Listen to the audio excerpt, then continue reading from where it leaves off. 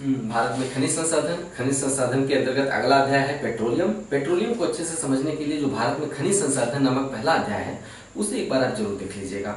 उसे देखने के बाद पेट्रोलियम को पढ़ने में कहीं ज्यादा मजा आएगा। उसमें मैंने कुछ आधारभूत बातें कही हैं।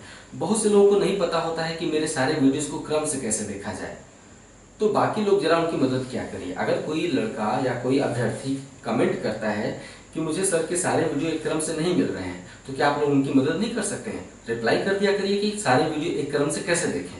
मैं खुद भी बता दे रहा हूँ, फिर रिपीट कर रहा हूँ कि मेरे चैनल पर जब आप जाएंगे तो ऊपर 3-4 ऑप्शन होते हैं चैनल पर, है ना। होम, वीडियोस, प्लेलिस्ट, इस तरह से ऑप्शन होते हैं। तो जब आप प्लेलिस्ट में जाएंगे तो भूगोल के सारे वीडियो एक ही प्लेलिस्ट में इकट्ठा मिलेंगे आपको। इस तरह से आप प्लेलिस्ट में जाकर मेरे इतिहास या भूगोल, भारतीय भूगोल या विश्व भूगोल के सभी वीडियो एक क्रम से देख सकते हैं। ठीक है, आइए पेट्रोलियम पढ़ते हैं। प्रत्येक खनिज एक विशेष काल की चट्टान से संबंध है। जैसे कोयला गोंडवाना काल की चट्टान से, है ना। सोना धारवाड़ काल की चट्टानों से संबंधित होता है। ठीक, चूना पत्थर कुड़प्पा काल की चट्टानों से संबंध होता है। संगमरमर या बलुआ पत्थर विंध्यन काल की चट्टानों से संबंधित होता है। ठीक है, उसी तरह से जो पेट्रोलियम होता है वो टर्शियरी काल की चट्टानों से संबंधित होता है। टर्शियरी यानी तृतीयक, टर्शियरी युग की चट्टानों में पाया जाता है पेट्रोलियम। टर्शियरी युग की अवसादी चट्टानों में, अवसादी चट्टानें क्या होती हैं बता चुका हूं ऑलरेडी। आग्नेय चट्टानों के कट छटकर समुद्र की तलहटी में जमा होने से लाखों वर्षों बाद दोबारा जो चट्टान का निर्माण होता है उसे हम कहते हैं अवसादी या परतदार चट्टानें। तो पेट्रोलियम टर्शियरी युग की अवसादी चट्टानों में मिलता है, ना कि आग्नेय चट्टानों में। ठीक है, तो ऐसे सागरीय जीवों की, विशेष प्रकार के सागरीय जीवों की हड्डियां जो कि चट्टानों में दब गई। ठीक है, विशेष प्रकार के समुद्री जीवों की हड्डियां जो कि चट्टानों में दब गई, एक लंबे समय काल के बाद कीचड़ के रूप में परिवर्तित हो गई। किस रूप में? कीचड़ के रूप में। तापमान और दबाव के चलते, जब दबाव पड़ता है चट्टानों का तो तापमान पैदा होता है, तो दबाव और तापमान के चलते उनकी हड्डियां समुद्री जीवों की कीचड़ के रूप में परिवर्तित हो गई। वो कीचड़ आज क्या कहलाता है? पेट्रोलियम। क्यों? क्योंकि जीवों में ऊर्जा होती है ना। हम लोग मछली क्यों खाते हैं या दूसरे जीवों को हम क्यों खाते हैं? क्योंकि उसमें ऊर्जा होती है। तो वो ऊर्जा लंबे समय काल में दबाव और ताप के परिणाम स्वरूप कीचड़ में परिवर्तित हो गई। यही कारण है कि पेट्रोल और डीजल में ऊर्जा होती है, तुरंत आग पकड़ लेता है ना। तो पेट्रोलियम कीचड़ के रूप में पाया जाता है, मड के रूप में पाया जाता है। तो टर्शियरी युग की अवसादी चट्टानों में पाया जाता है। जो पेट्रोलियम होता है वो हाइड्रोकार्बन यौगिकों का मिश्रण है। हाइड्रोकार्बन ज्वलनशील पदार्थ होते हैं, हाइड्रोकार्बन। तो पेट्रोलियम हाइड्रोकार्बन यौगिकों का मिश्रण है। हाइड्रोकार्बन में 70% तेल होता है और 30% प्राकृतिक गैस मिलती है। चट्टान के नीचे जहां पर पेट्रोलियम पाया जाता है कीचड़ के रूप में, उसी कीचड़ के ठीक ऊपर, चट्टान के नीचे ही कीचड़ के ठीक ऊपर प्राकृतिक एक तरह की गैस तैरती रहती है। उस गैस को हम कहते हैं नेचुरल गैस यानी प्राकृतिक गैस। तो हाइड्रोकार्बन में 70% तेल होता है और 30% प्राकृतिक गैस मिलती है। नीचे तेल, ऊपर तैरता हुआ गैस। उस गैस को हम कहते हैं प्राकृतिक गैस। जब उस गैस को हम निकाल कर कॉम्प्रेस्ड करके लिक्विफाइड कर देते हैं, गैस को बहुत अधिक दबाव डालते हैं किसी भी गैस पर जब आप बहुत ज्यादा दबाव डालेंगे तो द्रव के रूप में परिवर्तित हो जाएगा, लिक्विफाइड हो जाएगा। तो प्राकृतिक गैस को हम कंप्रेस करके लिक्विड में चेंज कर देते हैं, है ना। तो उसका नाम क्या हो जाता है? सीएनजी या एलएनजी। सीएनजी मतलब कॉम्प्रेस्ड नेचुरल गैस, एलएनजी मतलब लिक्विफाइड नेचुरल गैस, एक ही है। भारत में पेट्रोलियम उत्पादन में अपतटीय क्षेत्रों का योगदान 66% है। हमने बताया ना, पेट्रोलियम तब बना जब चट्टानें कट छटकर समुद्रों में जमा हुई और समुद्री जीव उसमें दब गए और परिणामस्वरूप कीचड़ के रूप में परिवर्तित हो गए। यही कारण है कि पेट्रोलियम ज्यादातर समुद्रों में पाया जाता है। आप कहेंगे कि असम और गुजरात में पेट्रोलियम क्यों पाया जाता है? क्योंकि यहाँ तो समुद्र नहीं है। दिलचस्प सवाल है, मैं जानता हूँ आपके मन में ये सवाल उठेगा। असम और गुजरात में समुद्र नहीं है, फिर भी यहाँ तेल पाया जाता है। अतीत काल में भूखंड समुद्र के ऊपर ही नहीं रहे बल्कि समुद्र के नीचे भी रहे हैं। अतीत काल में बहुत सारे फेरबदल हुए हैं, है ना। एक ही भूखंड जो अतीत काल में समुद्र के नीचे रहा है, भूगर्भिक हलचल के परिणाम स्वरूप आज समुद्र के ऊपर उठ गया है, जिसे हम महाद्वीप कहते हैं, है ना। तो असम निश्चित रूप से ये क्षेत्र कभी कभी समुद्र में डूबा हुआ रहा होगा, है ना। इसी तरह गुजरात का क्षेत्र, आप जानते हैं द्वारका, द्वारका कहाँ है? द्वारका कभी मुख्य भूमि पर हुआ करती थी और वहां पर भगवान कृष्ण का राज हुआ करता था द्वारका में, लेकिन द्वारका आज कहाँ है? समुद्र में डूबा हुआ क्षेत्र है। तो एक ही क्षेत्र जो अतीत काल में समुद्र में डूबा हुआ था आज ऊपर उठ गया है, और जो आज ऊपर उठ गया है वो अतीत काल में जो अतीत काल में ऊपर था वो आज समुद्र में डूब गया है, जैसे द्वारका, है ना। तो असम और गुजरात का क्षेत्र निश्चित रूप से ये दर्शाता है, अगर यहाँ पेट्रोलियम है तो ये शो करता है कि ये क्षेत्र कभी समुद्र में डूबे हुए रहे होंगे, है ना। ठीक है, इसीलिए असम और गुजरात में पेट्रोलियम पाया जाता है। देश के अंदरूनी भागों में पेट्रोलियम नहीं पाया जाता, क्यों? क्योंकि ये क्षेत्र समुद्र में डूबे हुए नहीं थे। राजस्थान में आपने सुना होगा मंगला, ऐश्वर्यम, भाग्यम नामक तेल क्षेत्रों का हाल ही में खोज हुआ है राजस्थान में, यानी राजस्थान का क्षेत्र भी कभी समुद्र में डूबा हुआ था। कैसे? बीच में टेथी सागर था, है ना। जहां टेथी सागर था वो समुद्र पहाड़ों द्वारा जो नदियां निकलती थी अवसाद बहाकर लाई मिट्टी पहाड़ों से, और टेथी सागर को नदियों ने पाट दिया। यही कारण है कि राजस्थान में पेट्रोलियम पाया जाता है। समझ गए आप? हमने ये भी बताया कि राजस्थान की जो खारे पानी की झीलें हैं वो टेथी सागर का अवशेष हो सकती हैं। ये भी इससे भी सिद्ध होता है कि कभी राजस्थान का क्षेत्र समुद्र में डूबा हुआ था, है ना। ठीक है, अब आगे बढ़ते हैं। तो भारत में पेट्रोलियम उत्पादन में अपतटीय क्षेत्र का योगदान 66% है। अब आप समझ गए अपतटीय क्षेत्र मतलब समझ ही रहे हैं, पहले बता चुका हूं पहले वीडियो में कि जो छिछले समुद्र होते हैं, तट के चारों तरफ का जो छिछला समुद्र होता है यानी कम गहरा समुद्र, उसे हम अपतटीय क्षेत्र कहते हैं। अपतटीय, है ना। ये ऑन शोर है और ये ऑफ शोर है। ऑफ शोर मतलब छिछले सागर। तो देश का 66% पेट्रोलियम ऑफ शोर में पाया जाता है, यानी अपतटीय क्षेत्रों में पाया जाता है। क्यों पाया जाता है, समझ गए? ठीक है, नेक्स्ट। भारत ही नहीं बल्कि एशिया में सर्वप्रथम पेट्रोलियम उत्पादन 1867 में असम के माकुम क्षेत्र में किया गया। यानी भारत ही नहीं पूरे एशिया में सबसे पहले किसी तेल कुएं की अगर ड्रिलिंग हुई तो कहां हुई? असम के माकुम क्षेत्र में। कब? 1867 में। माकुम में ही देश का पहला तेल कुआं खोदा गया। अगर आपसे सवाल पूछा गया कि भारत में पहला तेल कुआं कहां खोदा गया, तो आपका उत्तर होगा माकुम क्षेत्र में। 1800 कब? 1867 में, याद कर लीजिए। ठीक है, लेकिन ये बहुत छोटे स्तर पर था। एक तरह कहते हैं ना प्रयोग करना, खोज करना। ये खोज की जा रही थी, ड्रिलिंग की गई और वहां पर तेल पाया गया। पहली ड्रिलिंग थी, पहला तेल कुआं था। ये प्रयोग के स्तर पर था, व्यापक स्तर पर नहीं था, उद्योग के स्तर पर अभी नहीं था, है ना। एक होता है कि खोज कर लेना। अगर हम पहले तो खोज करते हैं, खोज करने के बाद हमारे दिमाग में आइडिया आता है कि अगर इसको निकाल कर बेचें तो बहुत सारा पैसा मिलेगा। इस आइडिया को क्या कहते हैं? उद्योग, इंडस्ट्री। लेकिन यह छोटे स्तर पर था। भारत में पेट्रोलियम उद्योग की शुरुआत मतलब व्यापक स्तर पर ड्रिलिंग करना और तेल को निकालना, लेकिन छोटे स्तर पर था। भारत में पेट्रोलियम उद्योग की शुरुआत 1889 में हुई, जब असम के डिगबोई में दूसरा तेल कुआं खोदा गया। यानी माकुम में प्रयोग के तौर पर तेल कुआं खोदा गया और तेल पाया गया। ठीक है, डिगबोई में 1889 में दूसरी बार तेल कुआं खोदा गया। माकुम के बगल में ही था डिगबोई, और जब डिगबोई में तेल कुआं मिला तो उसे उद्योग का रूप दे दिया गया। व्यापक पैमाने पर तेल का निकासी शुरू हुआ धरती के गर्भ से। इसे आप लिख लीजिएगा, ये बार बार पूछा गया है। देश का पहला तेल कुआं माकुम। पेट्रोलियम उद्योग की शुरुआत कहां हुई? डिगबोई में। कब हुई? 1889 में। नेक्स्ट, आजादी के बाद की बात करते हैं थोड़ी सी। आजादी के बाद देश के संभावित तेल भंडारों का पता लगाने के लिए, आजादी के बाद देश के संभावित तेल भंडारों का पता लगाने के लिए 1956 में तेल एवं प्राकृतिक गैस आयोग की स्थापना हुई।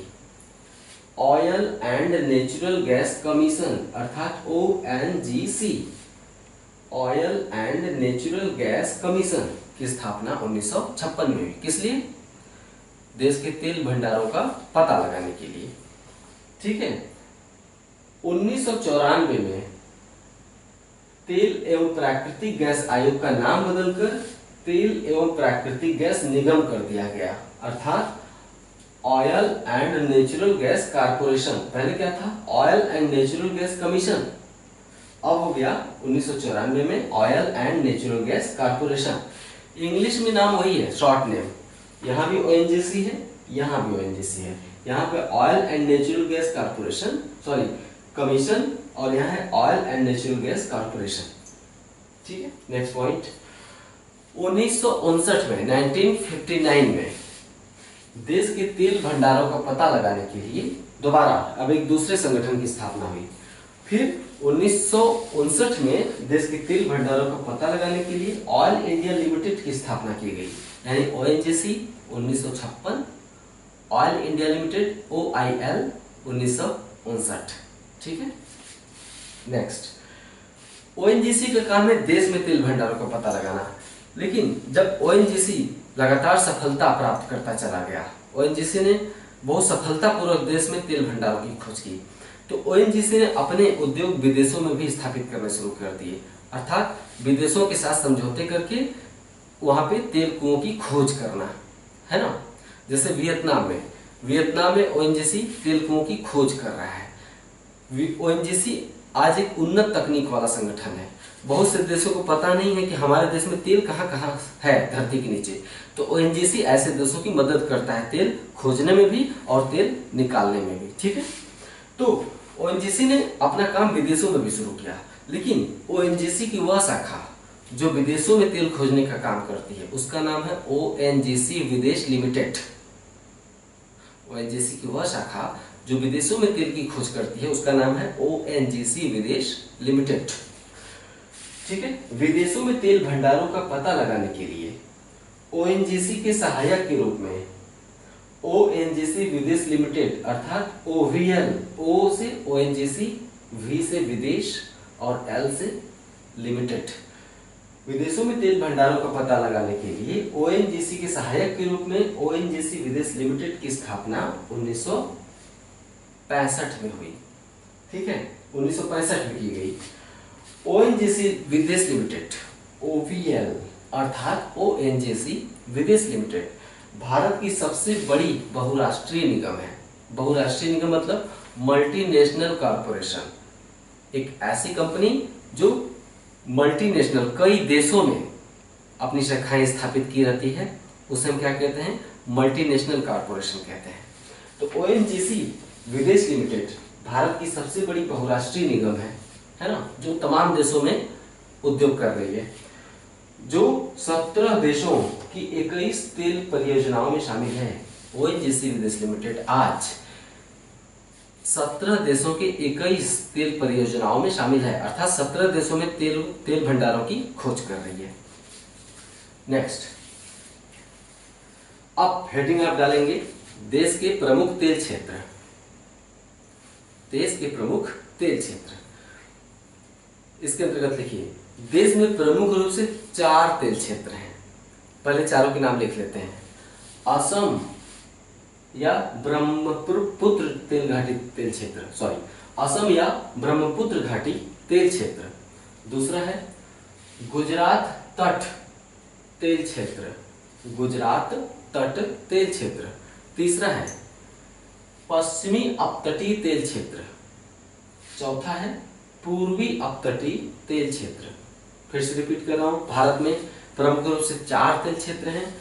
असम या ब्रह्मपुत्र घाटी तेल क्षेत्र, गुजरात तट तेल क्षेत्र, पश्चिमी अपतटीय तेल क्षेत्र, पूर्वी अपतटीय तेल क्षेत्र। ठीक है, अब असम या ब्रह्मपुत्र घाटी तेल क्षेत्र, इसके अंतर्गत लिखिए यह देश का सबसे पुराना तेल क्षेत्र है। क्वेश्चन बार बार बना हुआ है कि देश का सबसे पुराना तेल क्षेत्र कौन सा है। हमने थोड़ी देर पहले बताया ना कि देश में सबसे पहले तेल कुआं की खुदाई कहाँ की गई, तेल कुएं की ड्रिलिंग असम के माकूम में, उसके बाद डिगबोई में, है ना। तो यह देश का सबसे पुराना तेल क्षेत्र है। ठीक है, देश के पहले, लिखते जाइए, देश के पहले तेल कुएं की ड्रिलिंग असम में ही 1867 में माकुम में की गई। इसके बाद देश के दूसरे तेल कुएं की ड्रिलिंग 1889 में डिगबोई में की गई, है ना। नेक्स्ट पॉइंट, असम के अंतर्गत 4 प्रमुख तेल क्षेत्र हैं। असम में 4 प्रमुख तेल क्षेत्र हैं। डिगबोई 1889 में ड्रिलिंग की गई, लिखा हुआ है। डिगबोई, नहरकटिया, हुगरी जनमोरान और सुरमा घाटी। क्वेश्चन बनेगा, हुगरी जनमोरान तेल क्षेत्र किस राज्य में स्थित है? आपका जवाब होगा असम में। 4 तेल क्षेत्र हैं, इनके नाम याद रखना होगा आपको। डिगबोई, नहरकटिया, हुगरी जनमोरान और सुरमा घाटी, 4 तेल क्षेत्र हैं असम में, है ना। सबसे प्राचीन तेल क्षेत्र, देश का पहला तेल कुआं माकुम इसी क्षेत्र में खोदा गया 1867 में। सब कुछ पहले बताया जा चुका है। अब आगे लिखिए, गुजरात तट तेल क्षेत्र दूसरा। ठीक है, इसके अंतर्गत 5 प्रमुख तेल क्षेत्र हैं। गुजरात तट तेल क्षेत्र के अंतर्गत 5 प्रमुख तेल क्षेत्र हैं। नाम है, पांचों के डॉट डॉट मैंने यहाँ दिखाए हैं, डॉट करके नाम इकट्ठा लिख दिया है। खंभात, खंभात की खाड़ी का नाम कैसे पड़ा है? दरअसल जो खंभात की खाड़ी के पूर्वी जो तट है ना, पूर्वी तट, वहां पे खंभात नामक एक कस्बा है। खंभात की खाड़ी के पूर्व में जो तट है गुजरात का, वहां पे खंभात नामक कस्बा है, उसी के नाम पर खाड़ी का नाम पड़ गया है खंभात की खाड़ी। तो गुजरात तटीय तेल क्षेत्र में 5 तेल क्षेत्र हैं। पहला खंभात, अंकलेश्वर, कलोल, सानंद और लूनेज क्षेत्र। सवाल बनेगा, 4 तेल क्षेत्र के नाम दिए जाएंगे, आगे स्टेट दिया जाएगा, मिलाना होगा आपको। लूनेज तेल क्षेत्र, उसके आगे कोई दूसरा राज्य का नाम लिखा होगा, तो आप समझ जाएंगे कि सही सुमेलित नहीं है। अगर लूनेज क्षेत्र के आगे गुजरात का नाम लिखा है यानी सही सुमेलित है। तो खंभात, अंकलेश्वर, कलोल, सानंद, लूनेज, ये गुजरात तट के तेल क्षेत्र हैं। तीसरा, पश्चिमी अपतटीय तेल क्षेत्र। इसके अंदर पहला पॉइंट, यह देश का सबसे बड़ा और सबसे संपन्न तेल क्षेत्र है। नेक्स्ट पॉइंट, इसके अंतर्गत 2 प्रमुख तेल क्षेत्र हैं। पहला मुंबई हाई, एक मिनट, इसके अंतर्गत 2 प्रमुख तेल क्षेत्र हैं। पहला पश्चिमी अपतटीय तेल क्षेत्र के अंतर्गत 2 प्रमुख तेल क्षेत्र हैं। पहला मुंबई हाई तेल क्षेत्र, दूसरा बसीन तेल क्षेत्र। मुंबई हाई और बसीन। नेक्स्ट पॉइंट, मुंबई हाई तेल क्षेत्र की खोज 1976 में की गई थी। मुंबई हाई तेल क्षेत्र की खोज 1976 में की गई थी। मुंबई हाई तेल क्षेत्र अरब सागरीय अपतटीय क्षेत्र में स्थित है। मुंबई हाई तेल क्षेत्र अरब सागरीय अपतटीय क्षेत्र में मुंबई से 176 किलोमीटर दूर स्थित है। मुंबई से 176 किलोमीटर दूर अरब सागर में स्थित है। ठीक है। नेक्स्ट पॉइंट, वर्तमान में मुंबई हाई से देश के कुल तेल उत्पादन का 60% भाग प्राप्त होता है। वर्तमान में मुंबई हाई से देश के कुल तेल उत्पादन का या देश के कुल पेट्रोलियम उत्पादन का 60% भाग प्राप्त होता है। या दूसरे अर्थों में, दूसरे शब्दों में ऐसे लिख सकते हैं, मुंबई हाई देश का 60% तेल उत्पादन करता है। नेक्स्ट पॉइंट, अर्थात देश में सर्वाधिक तेल उत्पादक क्षेत्र पश्चिमी अपतटीय क्षेत्र है और पश्चिमी अपतटीय क्षेत्र के अंतर्गत मुंबई हाई से सबसे ज्यादा तेल उत्पादन होता है। सवाल कई तरह से घुमा घुमा के पूछे जाएंगे, इसलिए जैसे जैसे बोलता जाता हूँ लिखते जाइए। हमने थोड़ी देर पहले बोला कि देश में सबसे संपन्न या समृद्ध तेल क्षेत्र पश्चिमी अपतटीय क्षेत्र है और पश्चिमी अपतटीय क्षेत्र के अंतर्गत मुंबई हाई सबसे संपन्न तेल भंडार है। वर्तमान में देश के कुल तेल उत्पादन का 60% हिस्सा मुंबई हाई से प्राप्त होता है, जो कि मुंबई से 176 किलोमीटर दूर अरब सागर में स्थित है। नेक्स्ट पॉइंट, बसीन तेल क्षेत्र अरब सागर में मुंबई हाई के दक्षिण पश्चिम में स्थित है। दक्षिण पश्चिम, बसीन तेल क्षेत्र मुंबई हाई के दक्षिण पश्चिम में अरब सागर में ही स्थित है। चौथा लिखिए, पूर्वी अपतटीय तेल क्षेत्र। पूर्वी अपतटीय तेल क्षेत्र, ठीक है। यह देश का सबसे नया तेल क्षेत्र है, अर्थात इसकी खोज हाल ही में की गई है। Next point, Godavari Krishna delta के मुहाने पर, गोदावरी कृष्णा नदियों के डेल्टा के मुहाने पर बंगाल की खाड़ी के अपतटीय क्षेत्र में, बंगाल की खाड़ी के अपतटीय क्षेत्र में रावा अपतट तेल क्षेत्र की खोज हाल ही में की गई है। या इसको संक्षेप में ऐसे लिखिए, गोदावरी कृष्णा डेल्टा के मुहाने पर रावा अपतटीय तेल क्षेत्र की खोज हाल ही में की गई है। ठीक है, ये हो गया देश के चारों प्रमुख तेल क्षेत्र, असम में ब्रह्मपुत्र घाटी तेल क्षेत्र, गुजरात तट तेल क्षेत्र, पश्चिमी अपतटीय और पूर्वी अपतटीय तेल क्षेत्र। पेट्रोलियम से संबंधित बाकी बातें इसकी अगली वीडियो में होगी। ठीक है, इस तरह से आप नोट बनाते रहिए, लगातार करते रहिए, धीरे धीरे करते रहिए। एग्जाम तक आते आते आप इतना कर लेंगे कि बहुत ही आराम से प्रीलिम पास करेंगे, बहुत ही आराम से। ठीक है, जुड़े रहिए, लगे रहिए। नमस्कार।